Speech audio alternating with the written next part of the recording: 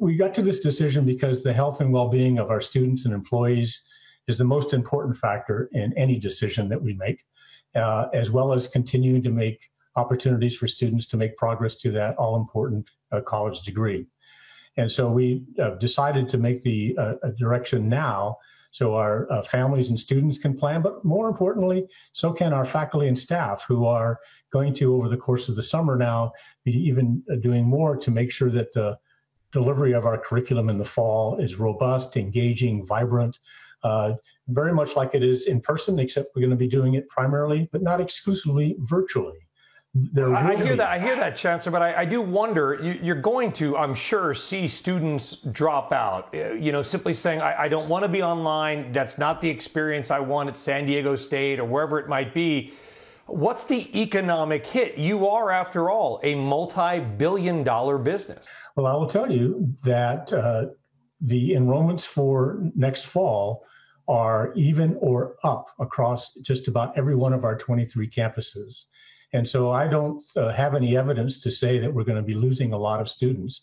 And quite frankly, it is in their best interest to lean in, even though people are looking forward to that college experience, to not do it for one term or perhaps one term.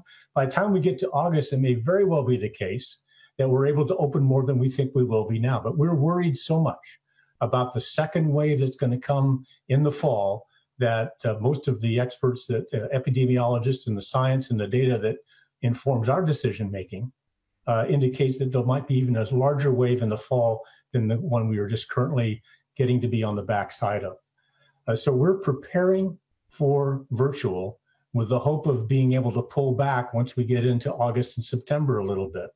But there will be exceptions on campus for in-person activities that can't be done virtually, such as clinical training, mannequin training for our nurses, or the hands-on laboratories in the physical and life sciences, or the engineering stuff.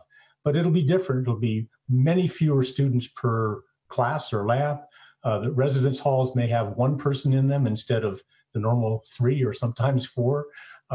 Those sorts of adjustments, masks, et cetera, depending on the moment of the disease.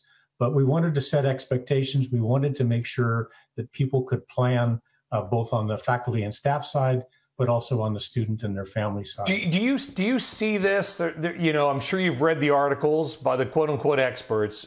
Do you see this changing learning, university learning, the way we've gone online, not just with your schools, but with schools in general, and the value proposition and tuition requirements in general, Chancellor? People say tuition has to come down. Well, we're in California, our tuition is $5,500 for the year. So we are, in terms of tuitions across this country, one of the most remarkably affordable, high-quality universities that exist. We still need to employ the same faculty and staff. In fact, our costs go up with the added IT components, the added academic support components. Sure. I guess the concern, though, and I'll wrap it up with this, is that there's a chance we never get a vaccine. We hope we do. Listen, a lot of great, super smart people working on it. If we don't, we're going to have almost all exposure to it at some point down the line. That's not my opinion. That's any expert you can talk to, that so-called herd immunity. When will you make a decision about the spring? We will make a decision about the spring probably somewhere in the September, October range, because there's a lead time between making a decision and the necessary planning and activities that go between that and come January. But you're right. I mean, in California right now, it's about a 2 or 3% immunity. Most experts think that herd immunity starts being effective when you get to 60, 70, 80%. And that is 18 to 24 months away. And you're right about the vaccine. I mean, it is, and Dr. Fauci has been saying this, and other experts who are actually immunologists and who do this for their entire careers. So we just have to,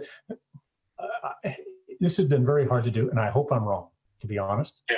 But we needed to be prepared to go in this direction so we can actually then have the most number of options for the most number of students to serve California's future and to serve their future.